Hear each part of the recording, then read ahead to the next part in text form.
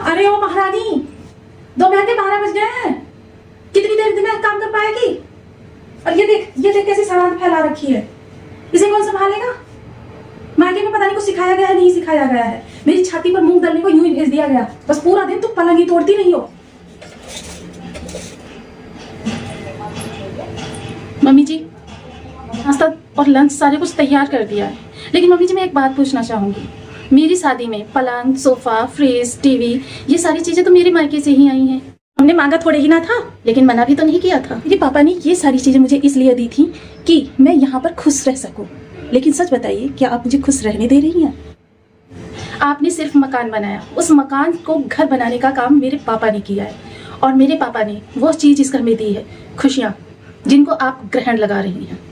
सारा काम हो गया है और मेरे मायके में मुझे ये भी बताया गया है कि किस तरीके से जैसे को तैसा जवाब मुझे देना है, और साथ ही कैश जिससे आपको खरीदा गया है कि आपने अपनी एक राशि लेकर।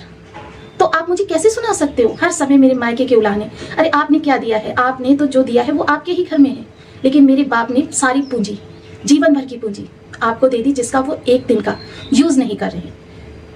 त्रेता युग में एक राजा दशरथ थे, जिन्होंने माता सीता को अपने घर लाने पर जनक जी का अभिनंदन किया था, उनको दानी माना था और उनका पैर पूजन किया था। उनको आज भी लोग पूजते हैं।